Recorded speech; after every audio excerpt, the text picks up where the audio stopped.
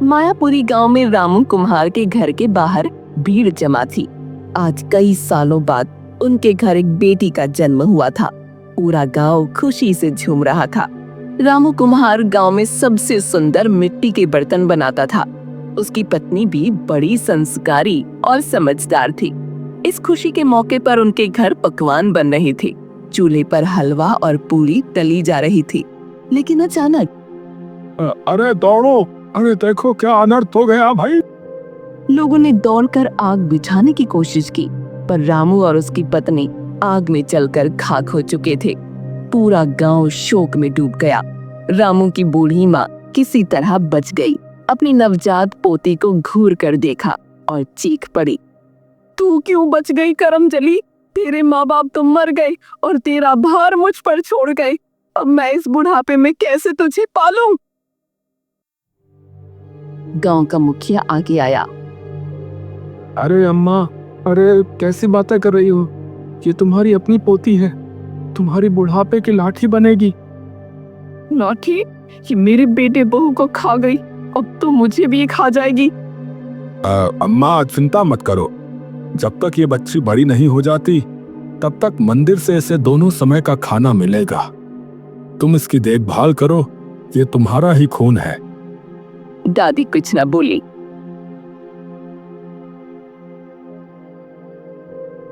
रामू की बेटी धीरे धीरे बड़ी होने लगी। गांव वालों ने उसका नाम मुन्नी रखा। जब वो 3 साल की हुई तो रोज सुबह मंदिर जाने लगी। वहाँ वो अपने छोटे छोटे हाथों से मंदिर की सफाई करती, भगवान कार्तिकेय की मूर्ति को फूलों से सजाती और उनसे बातें करती। एक दिन वो मूर्ति के सामने बैठी और मासूमियत से बोली, भगवान, अम्मा और बाबू को तुमने अपने पास क्यों बुला लिया? दादी भी मुझसे प्यार नहीं करती, तुम तो मुझसे प्यार करते हो ना? लेकिन भगवान की मूर्ति से कोई जवाब न आया। मंदिर के पुजारी उसकी श्रद्धा देखकर प्रसन्न होते और उसे भोजन के लिए पत्तल में प्रसाद रख देते। बेटी, तू कितनी दयावान है, इतनी श्रद्धा से भगवान के मंदिर की सफाई का कार्य करती है। कार्तिकेय महाराज एक दिन तुझे तेरे सवालों के उत्तर अवश्य देंगे बेटी। मुन्नी खुशी खुशी खाना लेकर घर जाती, लेकिन घर पहुंचते ही दादी उसमें से आधा खाना खुद खा जाती। तेरे भाग्य में तो भूखी लिखी है, इतना अच्छा खाना क्यों अकेले खाएगी? मुन्नी कुछ ना बोलती, बस चुपचाप बैठकर जो बचता वो खा लेती। जब मुन्नी सिर्फ 5 साल की थी, दादी ने उसे घूरते हुए कहा, तेरा बाप इतनी सुंदर बर्तन बनाता था कि दूर दूर से लोग उसके घड़े खरीदने आते थे। चल तू भी बर्तन बनाना सीख, अब तू बड़ी हो गई है, मेहनत करेगी तभी तो हम दोनों का पेट भरेगा। कब तक भीख मांगकर जिएंगे? 5 साल की नन्ही सी मुन्नी, जो अभी तक मिट्टी से खेलने की उम्र में थी, अब मिट्टी से बर्तन बनाने की जिम्मेदारी उठाने लगी। वो दिन भर अपनी छोटी छोटी उंगलियों से चाक पर मिट्टी के घड़े और दिए बनाने की कोशिश करती। जहाँ गांव के बच्चे खेलते, वहाँ मुन्नी मिट्टी के बर्तन बनाने में जुटी रहती।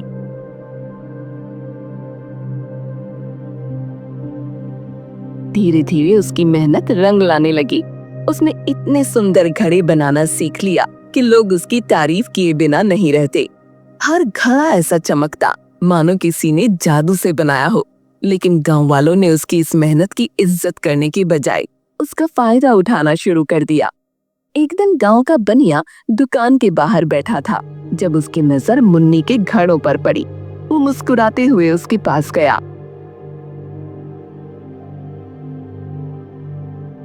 अरे मुन्नी, ये घड़ा तो बड़ा ही सुंदर बनाया है रे तूने।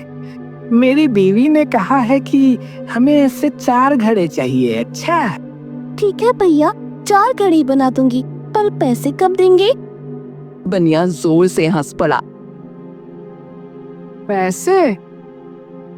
अरे पैसे बाद में दूंगा ना, पहले ये घड़े मेरे घर पहुंचा दे, और हाँ, बदले में तेरे लिए 2 मुट्ठी चने रख दूंगा। छोटी सी मुन्नी को भूख लगी थी। उसने सोचा कि शायद चने से दादी खुश हो जाएगी। उसने बिना कुछ कहे घड़े दे दिए। लेकिन ऐसा हर दिन होने लगा। गांव की औरतें शादी ब्याह में उसके पास आती और बिना पैसे दिए बर्तन उठा ले जाती। मुन्नी बेटा, तेरे हाथ की मिट्टी के दिए बहुत सुंदर हैं। मेरी बहू की शादी में कुछ दिए मुफ्त में दे दे, भगवान तुझे बहुत देगा। कोई उसे 2 रोटी देकर 4 घड़े ले जाता, तो कोई पुराने कपड़े देकर दर्जनों हांडियां उठा ले जाता। मुन्नी ने सैकड़ों मिट्टी के बर्तन बनाए, लेकिन खुद कभी भरपेट खाना नहीं खा पाई। जब भी वो दादी से पैसे मांगने की बात करती, दादी उसे डांट देती। अरे मूर्ख, मुफ्त में देना सीख, तभी लोग तुझे अच्छा समझेंगे। पैसे मांगकर तू लालची बनेगी क्या? हर साल गांव में कार्तिक पूर्णिमा के मेले का आयोजन होता था। हर कोई नए कपड़े पहनकर आता, मिठाइयाँ खाता और खुशियाँ मनाता। इस बार मुन्नी ने सोचा कि वो भी अपने बनाए हुए बर्तनों की दुकान लगाएगी। सुबह सुबह वो अपने सबसे सुंदर घड़े, दिए और हांडियां लेकर मंदिर के पास बैठ गई। हर आने जाने वाला उसकी दुकान देखता, पर कोई खरीदने की बजाय मजाक उड़ाने लगा। अरे मुन्नी, ये बेचने आई है? अरे बहन, हम इसे चने देकर ही सारे घड़े ले लेंगे। हाँ। लोग उसकी दुकान से बर्तन उठाते गए, पर किसी ने पैसे न दिए। जब मेला खत्म हुआ तो मुन्नी ने देखा कि उसकी दुकान खाली हो चुकी थी, लेकिन हाथ में 1 पैसा भी नहीं था। रुआसी होकर वो दादी के पास गई और धीरे से बोली, दादी, सबने मेरे बर्तन ले लिए, पर किसी ने पैसे न दिए। तू ही मूर्ख है, मैंने तुझे पहले ही कहा था, दुनिया मुफ्त की चीजों की कदर ना करती। अब भूख लगी हो तो ये मिट्टी खा ले। मुन्नी की आंखों में आंसू आ गए। उसने आकाश की ओर देखा और भगवान से पूछा, क्या भगवान भी मुझे इसी तरह आजमाते रहेंगे?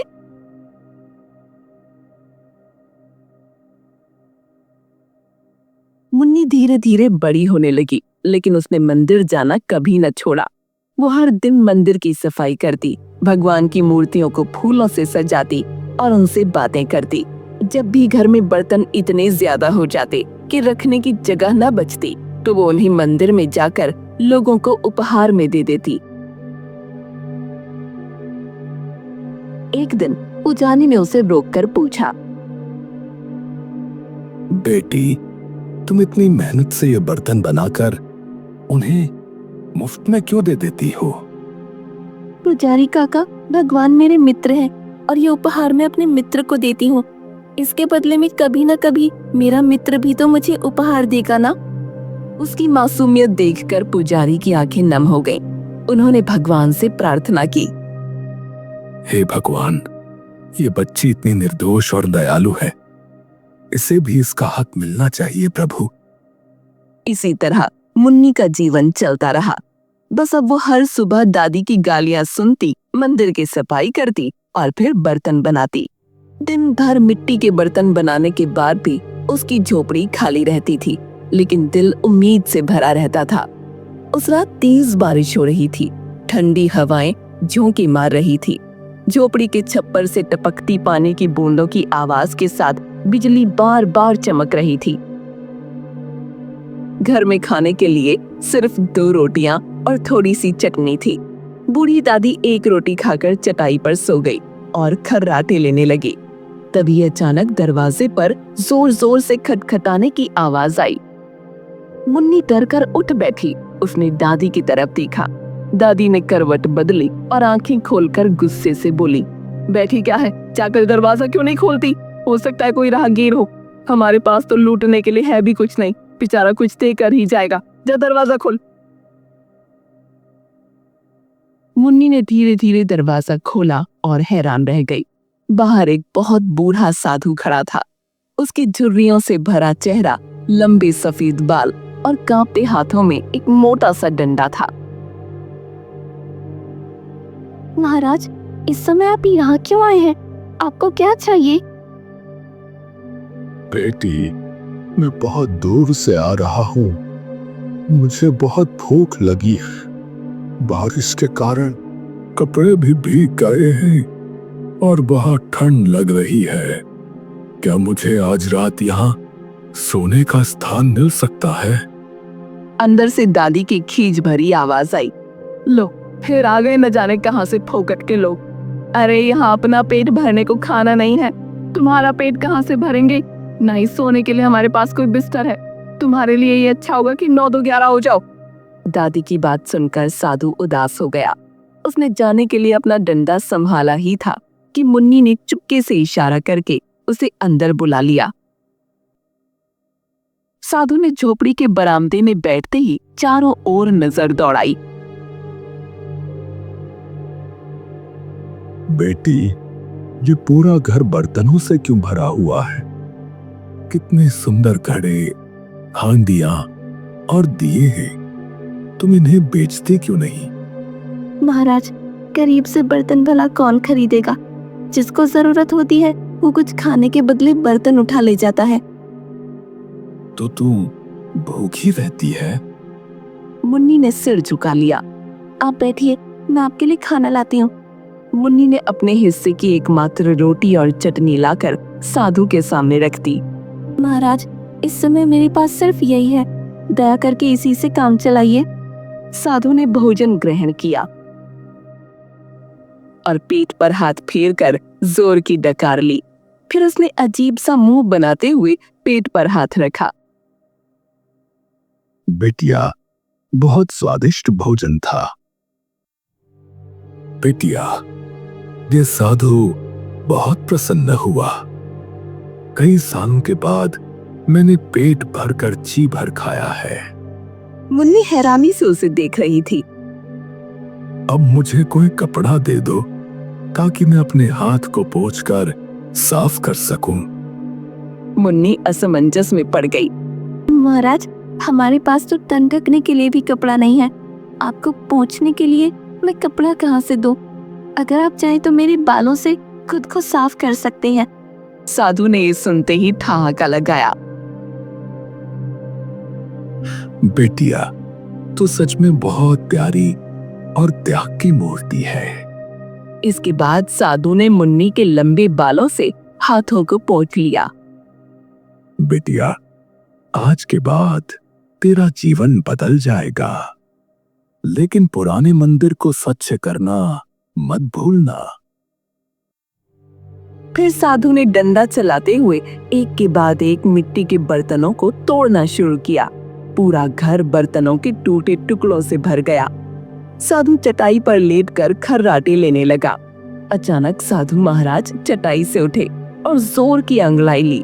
उन्होंने देखा कि मुन्नी मिट्टी से नए बर्तन बना रही थी। बेटी, घर में तो पहले से ही इतने बर्तन पड़े हैं, फिर और बर्तन बनाने की क्या आवश्यकता है? मुन्नी ने हाथ जोड़कर विनम्रता से उत्तर दिया। महाराज, ये सारे बर्तन अब इस्तेमाल करने लायक नहीं रहे। दादी के जागने से पहले मैं इन सभी को बाहर रखकर फिर से नए बर्तन बना रही हूँ, ताकि वो नाराज ना हो। साधु ने मुन्नी के बनाए एक बर्तन को हाथ में लिया और ध्यान से देखा। बेटी, तेरे हाथों में तो गजब की कला है। इतने सुंदर बर्तन कोई आम इंसान नहीं बना सकता। फिर उन्होंने अपना डंडा उठाया और बर्तनों के ढेर पर जोर से मारा। टन आवाज गूंजी और अचानक पूरे घर में सुनहरी रोशनी फैल गई। मुन्नी को समझ नहीं आ रहा था कि क्या करे, पर वो चुपचाप बैठी थी। साधु चला गया। सुबह जब दादी उठी और घर की हालत देखी तो उसकी आंखें फटी की फटी रह गईं। अरे मुन्नी, ये क्या किया? सारे बर्तन तोड़ दिए। ये किसने किया? मुन्नी सहम कर चुपचाप खड़ी थी, लेकिन तभी कुछ चमत्कार हुआ। जैसे ही दादी ने एक घड़ा उठाया, वो सोने का बन चुका था। एक एक कर घर के सभी बर्तन मिट्टी की जगह सोने में बदल गए। दादी की हैरानी का ठिकाना न रहा। मुन्नी, जल्दी बता, तो साधु कौन था? क्या उसने कोई जादू किया? दादी, मैंने तो बस उसे अपने हिस्से की रोटी खिलाई थी। शायद भगवान ने मेरे लिए उपहार भेजा था। अब मुन्नी की किस्मत बदल चुकी थी। वो अब सिर्फ गरीब लड़की नहीं थी, बल्कि भगवान की सबसे प्यारी भक्त बन चुकी थी। सुबह होते ही दादी ने सोने का कुछ हिस्सा बचाया और बाकी खजाने को झोपड़ी के तहखाने में छुपा दिया। धीरे धीरे मुन्नी की झोपड़ी एक भव्य हवेली में बदल गई। अब उसके पास खूबसूरत कपड़े, अच्छा भोजन और आरामदायक जीवन था, लेकिन उसने अपनी सादगी और ईमानदारी न छोड़ी। वो अब भी रोज मंदिर की सफाई करती और सुंदर बर्तन बनाती। फर्क बस इतना था कि अब उसके बनाए हुए बर्तन खरीदने लोग दूर दूर से आने लगे थे। अब मुन्नी जवान हो चुकी थी। उसके सुनहरे बालों की वजह से पूरा गांव उसके बारे में चर्चा करने लगा। हर कोई उससे शादी करना चाहता था, लेकिन मुन्नी ने एक शर्त रख दी। मैं सिर्फ उसी से विवाह करूंगी जो मुझे ये बताए कि मेरे बाल सोने के कैसे हो गए। गांव के कई अमीर युवक आए, लेकिन कोई भी इसका उत्तर न दे सका। मंदिर की सफाई करने के बाद मुन्नी को अचानक नींद आ गई। वो भगवान कार्तिकेय की मूर्ति के सामने ही सो गई। सपने में भगवान कार्तिकेय प्रकट हुए और बोले, मुन्नी, तूने सदैव अपनी मित्रता निभाई है। 3 साल की उम्र से तू मेरे मंदिर की सफाई करती आ रही है। 5 साल की उम्र से अपने बनाए बर्तन मेरे भक्तों को दान देती है। तेरे घर जाकर मैंने तुझे उपहार दिया। तेरे हर बर्तन में सोना भर दिया और तेरे बालों को सोने का बना दिया। ये तेरा पुरस्कार है। मुन्नी ने भगवान के चरणों में सिर झुका दिया। मुन्नी की आंख खुली तो वो हैरान रह गई। उसने तुरंत भगवान कार्तिकेय की मूर्ति के चरण पकड़ लिए। उसकी आंखों से आंसू बहने लगे और वो गदगद स्वर में बोल उठी, प्रभु, आप सच में आए थे। आपको पहचान न सकी, न आपको बढ़िया भजन सुना सकी, न ही आपके लिए कोई आरामदायक आसन बिछा सकी। तभी आकाशवाणी हुई। पूरा मंदिर प्रकाश से भर गया। भगवान कार्तिकेय की मधुर वाणी गूंज उठी। मुन्नी, तूने सच्चे हृदय से मेरी सेवा की है। अपने हिस्से का भोजन मुझे अर्पित किया। अपने परिश्रम से बनाए बर्तन मेरे भक्तों के लिए समर्पित किए। मैं तुझसे अति प्रसन्न हूं। मैं तुझे आशीर्वाद देता हूं। आज से तू इस नगर की महारानी बनेगी और अब जीवन में तुझे कभी कोई कष्ट नहीं होगा। लेकिन उसके मन में एक सवाल उठ खड़ा हुआ। तो क्या प्रभु, अब आप मुझसे मित्रता खत्म कर देंगे? एक बार फिर आकाश से भगवान की वाणी गूंजी। पगली लड़की, भक्त और भगवान की मित्रता कभी समाप्त नहीं होती। मैं हर वर्ष कार्तिक पूर्णिमा के दिन तुझसे भेंट करने आऊंगा। अब जा, सुख के दिन तेरी प्रतीक्षा कर रहे हैं। और सुन, तेरा वर तुझे लेने आया है। मुन्नी तेजी से मंदिर से बाहर आई। बाहर निकलते ही उसने देखा कि राजा हाथ जोड़े खड़े थे। मुन्नी, मैंने सब कुछ सुन लिया है। अब मैं तुम्हारे सुनहरे बालों का रहस्य भी जान चुका हूं। तो क्या तुम मुझसे विवाह के लिए तैयार हो? मुन्नी ने राजा की आंखों में देखा। वहां सच्चा प्रेम और सम्मान झलक रहा था, लेकिन वो जानती थी कि उसे अपनी भक्ति और अपनी कला को कभी नहीं छोड़ना चाहिए। महाराज, अगर आप मुझे अपने हाथों से बर्तन बनाने से कभी नहीं रोकेंगे और हर साल कार्तिक पूर्णिमा को इस मंदिर में आकर वो बर्तन भक्तों में बांटने देंगे, तो मुझे आपकी हर शर्त मंजूर है। राजा ने बिना एक पल की देरी किए सिर झुका दिया और मुस्कुराकर बोले, रानी मुन्नी, मैं तुम्हारी हर शर्त सहर्ष स्वीकार करता हूं। तुम्हारी भक्ति और सच्चाई के आगे मैं सिर झुकाता हूं। इसके बाद राजमहल में धूमधाम से मुन्नी और राजा का विवाह हुआ। जो कुम्हार की अनाथ बेटी थी, उसने गरीबी और तिरस्कार झेला। वो अपनी सच्चाई, मेहनत और भक्ति के कारण एक शहर की रानी बन गई। लेकिन उसने कभी अपनी पहचान और भगवान से अपनी मित्रता को नहीं छोड़ा। हर साल कार्तिक पूर्णिमा के दिन वो अपने हाथों से बनाए मिट्टी के बर्तन मंदिर में दान करने आती और भगवान कार्तिकेय के भक्तों में बांटती। और तब मंदिर में एक दिव्य आभा प्रकट होती। ये भगवान की मौजूदगी का संकेत है।